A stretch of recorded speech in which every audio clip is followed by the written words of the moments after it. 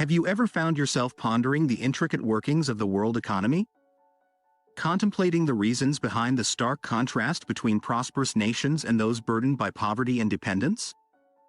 If these questions have stirred your curiosity, you are not alone.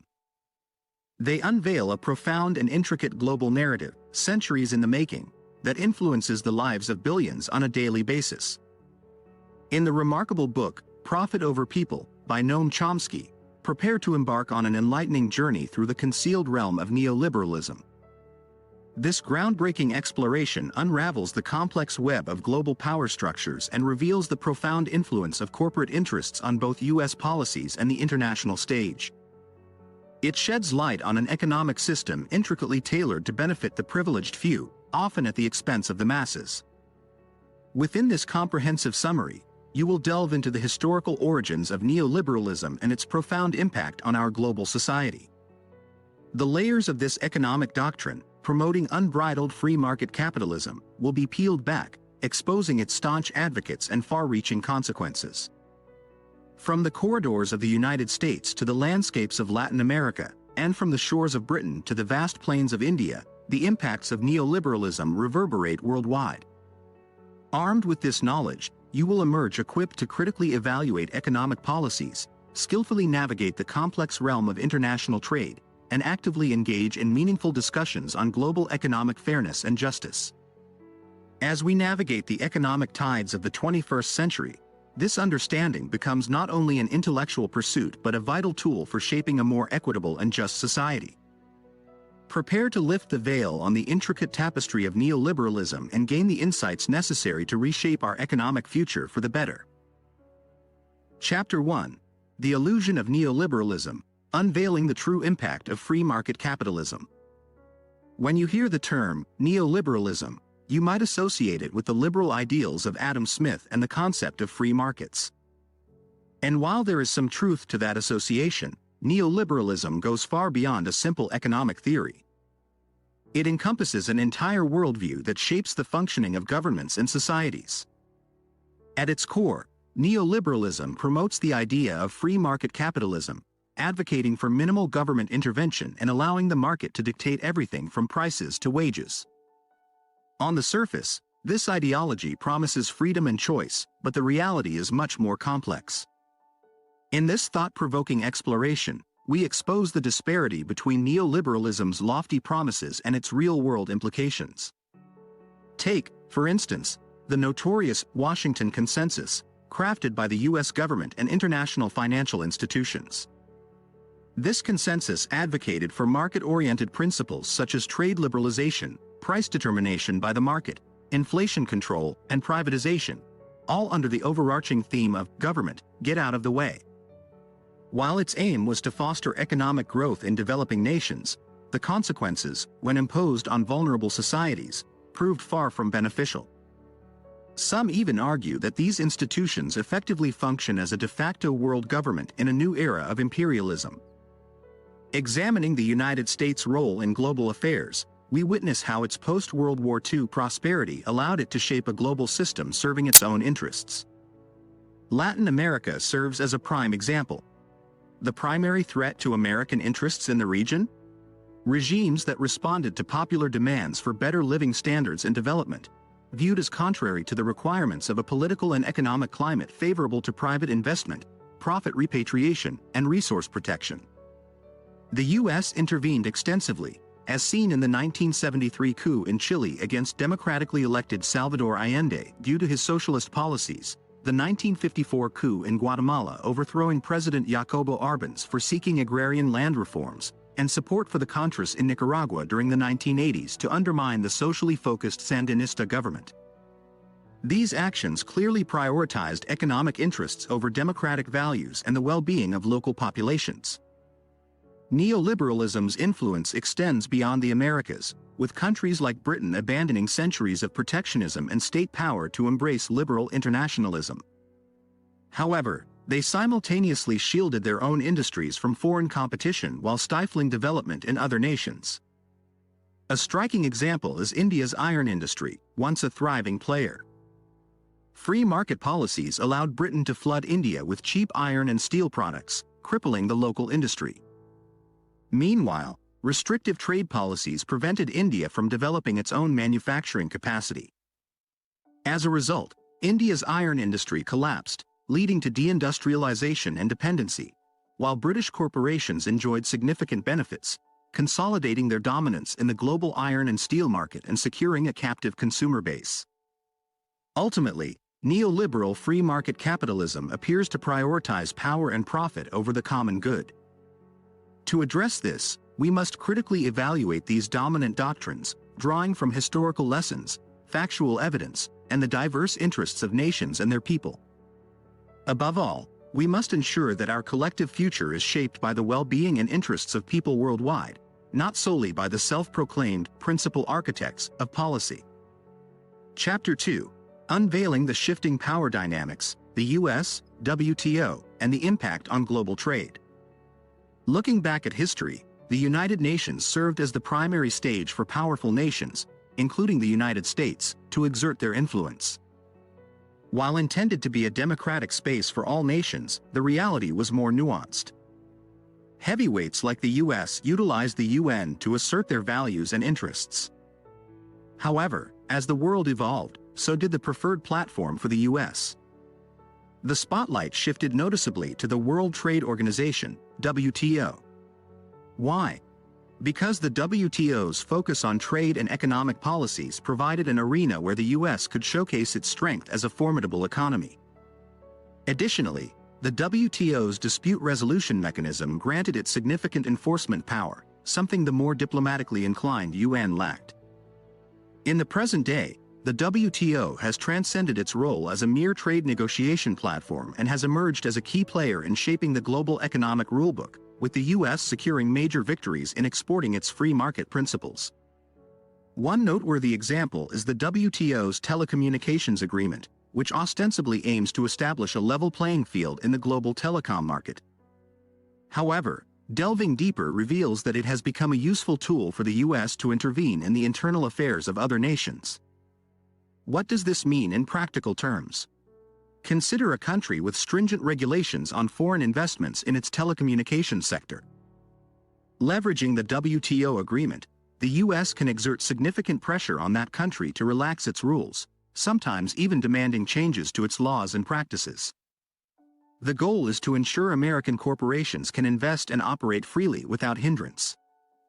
This approach has indeed been implemented, leading to successful liberalization of telecom sectors in other countries. While this may initially seem like a triumph for free markets, it often results in U.S. and other foreign corporations gaining substantial control over another nation's critical communication networks. The repercussions are manifold. The telecommunications industry in these countries becomes highly concentrated, with limited competition from local businesses. This raises concerns about a country's autonomy over its vital infrastructure, as foreign corporations wield significant influence. While short-term economic gains may be apparent, the long-term effects on local industries and national sovereignty remain far from clear-cut. This eye-opening exploration delves into the shifting power dynamics between the U.S. and the WTO, shedding light on the broader impact of their interactions on global trade. By unveiling these complexities, we gain a deeper understanding of how international trade policies can shape nations' destinies and the need for critical evaluation to ensure a balanced and equitable global economic landscape. Chapter 3: Selective Cooperation: Unveiling the U.S.'s Dual Approach on the Global Stage. The United States has a reputation for selective international cooperation, particularly evident in its approach to global affairs. While advocating for multilateralism in trade through the World Trade Organization, WTO, the U.S. often deviates from its own principles when addressing other issues, such as climate change and certain conflicts. To gain a deeper understanding of this phenomenon, let's examine the U.S.'s actions in Nicaragua during the 1980s. At that time, Central America was experiencing political upheaval, and the U.S. had vested interests in the region. Nicaragua was governed by the socialist-leaning Sandinistas, perceived as a threat to American interests. Embracing the domino theory, which posited that communism's influence would spread if left unchecked, the U.S. supported the Contras, a counter-revolutionary group, in challenging the Sandinistas. This resulted in a brutal conflict that inflicted immense suffering on Nicaragua. Feeling wronged by this intervention, Nicaragua took the unprecedented step of bringing a case against the United States to the International Court of Justice, ICJ, accusing it of violating international law by supporting military and paramilitary actions against their government. The ICJ, after due consideration, ruled in favor of Nicaragua, marking a historic moment as the first time the court had ruled against the U.S. in such a manner. However, the U.S. responded by rejecting the jurisdiction of the ICJ in this case, essentially asserting that they were beyond judgment. This outright rejection exposed the U.S.'s selective adherence to international law. They willingly engage in international cooperation when it aligns with their interests but step outside the norms when outcomes don't favor them. This act significantly undermined the credibility of international institutions and left a lasting impression of the U.S.'s attitudes towards international law and democracy. Nicaragua is not the sole example of the U.S.'s capricious behavior. The ongoing economic embargo imposed on Cuba for the past 6 decades serves as another illustration. This embargo, imposed in an attempt to assert control over the Cuban people, flagrantly disregards international law and stands in opposition to the will of the international community, which deems it illegal. Despite the hardships caused by the embargo, the Cuban people remain resilient, supporting their revolution and even providing medical assistance to countries in need. This recurring pattern highlights the discrepancy between the U.S.'s proclaimed American values and their advocacy for free trade. These ideals often serve as smokescreens, concealing the true intentions of the powerful while undermining the well-being of ordinary individuals. Whether examining Thatcher's Britain, the telecom disputes within the WTO, the case of Nicaragua, or the Cuban embargo, the intertwining of economics, power, influence, and control persists throughout history. Chapter 4: Broken Promises, Unveiling the Dark Side of Global Trade. From time to time, you hear about grand trade deals touted as transformative, promising prosperity for all. Let's journey back to the early 90s when the North American Free Trade Agreement, NAFTA, came into existence. Marketed as a pact between the United States, Mexico, and Canada, NAFTA was supposed to bring prosperity and economic growth to all 3 countries. The rhetoric revolved around dismantling trade barriers, fostering investment opportunities, and improving lives across the board.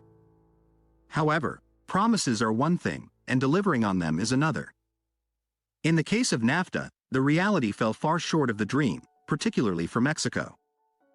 The agreement triggered a significant restructuring of the Mexican economy, especially in the agricultural sector. Suddenly, American corn flooded into Mexico, aided by U.S. government subsidies that made it cheaper. Small-scale Mexican farmers couldn't compete and lost their livelihoods. Consequently, Mexico became increasingly reliant on food imports, exacerbating poverty in rural areas. Between 1990 and 2000, the number of Mexicans living in extreme poverty in rural areas surged by nearly a third. The agricultural focus shifted towards exports and animal feed, benefiting agribusiness and foreign consumers but exacerbating malnutrition and hardship for the Mexican population. This scenario reveals a deliberate global system designed to serve the interests of the wealthy, leaving the majority behind. It is not just about financial inequality. This system undermines democracy and human rights on a massive scale. Fortunately, resistance is emerging. Take the 1994 Zapatista uprising in Chiapas, Mexico, as an example. Indigenous peasants led this powerful movement, deliberately choosing New Year's Day, the same day NAFTA came into effect, to make their stand. It was a profound statement, challenging centuries of systemic injustice. Their actions were courageous. They seized control of towns and cities, demanding their rights to land, culture, and self-determination. Employing direct action and digital communication, they became pioneers in using the internet to rally global support. While they did not topple the system, they compelled the Mexican government to engage in negotiations. The Zapatistas achieved significant autonomy in certain areas, but more importantly, they ignited global awareness about indigenous rights and the destructive impact of global capitalism. Their ongoing resistance serves as a beacon of hope for marginalized groups worldwide. Summary: Neoliberalism, despite advocating for unfettered capitalism, has frequently led to global socioeconomic disparities. Powerful entities, particularly the United States, have exploited policies associated with neoliberalism to serve their own interests. The adverse consequences of these policies have been evident in regions like Latin America and India, as well as within international organizations like the WTO.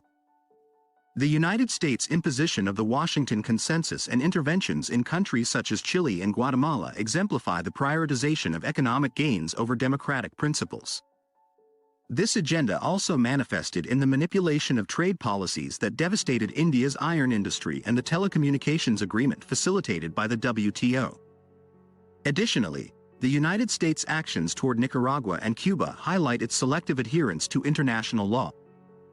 Lastly, the negative outcomes of NAFTA exposed persistent power imbalances, while also showcasing the resilience of marginalized groups, as demonstrated by the Zapatista uprising in Mexico.